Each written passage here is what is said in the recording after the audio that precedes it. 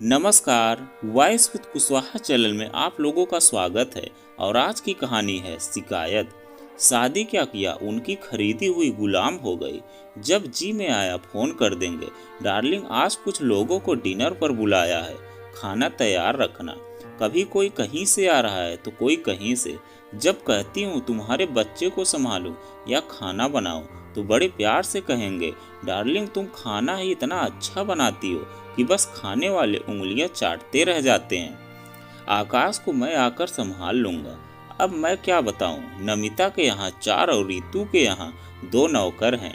यहाँ तक कि दांत से पैसा पकड़ने वाली सीमा के यहाँ भी 24 घंटे काम करने के लिए आया है। और बाजार के काम के लिए एक लड़का अलग और एक हम हैं कि दिन रात काम की चक्की में पिसते रहते हैं। जनाब को ऑफिस जाना है, सुबह 7:30 बजे नाश्ता चाहिए, खाना घर से बनकर जाएगा। और दिन भर आकाश का काम अलग, नहलाना धुलाना खिलाना और पिलाना। 1 मिनट की भी फुर्सत नहीं मिलती। जब कहती हूँ बच्चा संभालने को एक अलग ही आया रख लो तो मुस्कुरा कर टाल जाते हैं। इनका बस चले तो ये चौका बर्तन करने वाली को भी निकाल कर बाहर करें। ठीक है, जब शादी की थी तब प्राइवेट कंपनी में मैनेजर थे। गणेश नगर में छोटे से फ्लैट में रहते थे, लेकिन आज सूरत स्टेशन के पास में अपना 4 कमरों का फ्लैट है। घर में टेलीविजन, फ्रिज, कार हैं और खुद का अपना ऑफिस है। शादी के 6 सालों में तरक्की तो बहुत की, लेकिन सोच वही है।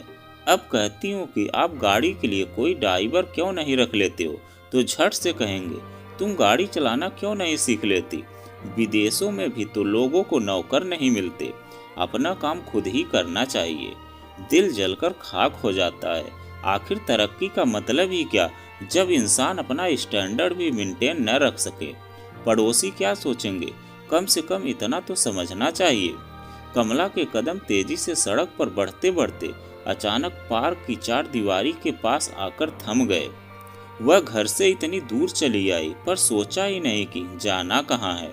वह गुस्से में आकाश को सीमा के यहाँ छोड़कर चल पड़ी। ठीक है, थोड़ा वक्त पार्क में ही काटा जाए। वे घर पहुँचेंगे तो अपने आप आकाश को संभालेंगे। आखिर हद होती है हर बात की। पता चलेगा बच्चे को कैसे पालते हैं। और आकाश भी तो कितना शैतान हो गया है, बिल्कुल बाप पर गया है। कमला पार्क में दाखिल हुई और दोनों तरफ बनी पत्थर की बेंचों के बीच तेज कदमों से चलती हुई पार्क के बीचों बीच बने गोलाकार घेरे तक आ पहुंची। ओह, कितनी उमस है, फव्वारा भी टूट गया है। एक बार वह कई वर्षों पहले इसी पार्क में अपने पति के साथ आई थी। उस समय भी यही चलने वाला दरवाजे के सामने बैठता था, लेकिन सूरज डूबने से पहले आज वह यहाँ पहली बार आई है। कमला अनमनी सी हरे रंग की एक खाली आधी टूटी बेंच पर जा बैठी। टूटे हुए फव्वारे के चारों तरफ लकड़ी की 7-8 बेंचें पड़ी हैं। सभी बेंचें भरी हुई हैं। ज्यादातर बेंचों पर वक्त गुजारने की गरज से इकट्ठा हुए रिटायर वृद्धों की जमात विराजमान है। आखिर इन्हें करना भी क्या है, जाना ही कहाँ है। बच्चे कहीं बैडमिंटन खेल रहे हैं तो कहीं क्रिकेट। बाईं ओर हरी हरी धूप में कई जोड़े दुनिया से बेखबर अपने आप में खोए हुए हैं। लगता है सूरत में रोमांस के लिए इससे बढ़िया जगह कोई नहीं है। आसमान पर छाई लाली पर अंधेरा मंडराने लगा है। हवा थम गई है। कमला को लगा पसीना उसके माथे से होकर मुंह तक आ जाएगा। अजीब उमस है। टाइगर टाइगर की आवाज, फिर कुत्ते की भौं भौं और फिर दबी गुर्राहट। कमला ने दाईं ओर देखा। पार्क के दूसरे गेट से एक नौकरानी कुत्ते को हवाखोरी के लिए लाई थी। कुत्ता इधर उधर बेकाबू होकर भाग रहा था और लड़की थी कि उसकी जंजीर पकड़ने के लिए उसके पीछे पीछे भाग रही थी। कमला ने ठंडी सांस ली। काश यह नजारा कोई हमारे उनको दिखाए। लोग कुत्ते की हवाखोरी के लिए भी नौकर नौकरानियां रखते हैं, और एक हमारे पति हैं जो 8,000 रुपए की साड़ी तो खुशी खुशी ला देंगे, लेकिन नौकर का जिक्र छेड़ते ही मुंह बना लेंगे। आखिर पैसा होता है किस लिए? आराम के लिए ना। कांव कांव करता हुआ एक कौवा पास वाले बिजली के खंभे पर आ बैठा। कमला ने पीछे नजर घुमाई। उसके पीछे 2-3 झूले लगे हैं जिन पर रंग बिरंगे कपड़े पहने बच्चे झूल रहे हैं। साड़ी पहने, बालों को बड़े पैसन से सजाए बनी ठनी एक आया लाल प्रेम में एक गोल मटोल बच्चे को बिठाए उसी तरफ बढ़ रही है। बच्चा खुशी खुशी हाथ पैर मार रहा है, किलकारी मार रहा है। कितना प्यारा बच्चा है, एकदम नन्हा गुलाब। आकाश भी जब इतना बड़ा था ठीक ऐसा ही आया था। आया ने प्रेम खड़ी कर दी और दूसरे बच्चे को लेकर आई। पहले से जमा अपनी सहेलियों में जा मिली। बच्चे तो अपने आप खेल ही रहे हैं, सहेलियों की महफिल गर्म हो जाती है। पुष्पा आज देर से आई, क्या करें मेम साहब, छुट्टी देर से दी। हाय माँ, साहब और मेम साहब कुत्तों का माफिक लड़ता और खाली पीली बॉम्ब मारता। हम तो तंग आ गया।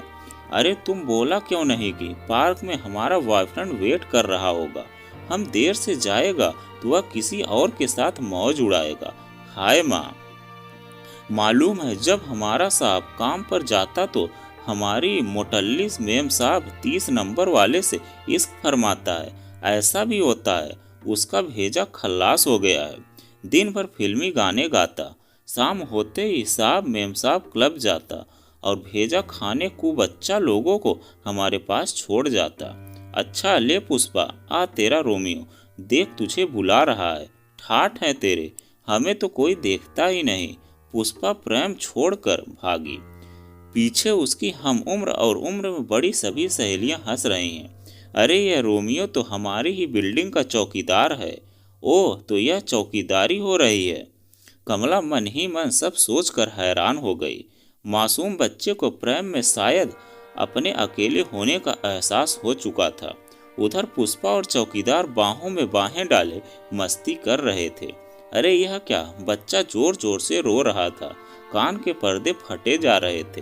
अरे यह क्या, बच्चा प्रेम में से उठकर पैदल पैर लटक कर उतरने की कोशिश करने लगा। अरे वह तो गिर जाएगा, अरे उसे कोई पकड़ो। लेकिन उसे कोई बचाता तब तक धम्म की आवाज के साथ बच्चा नीचे गिर गया।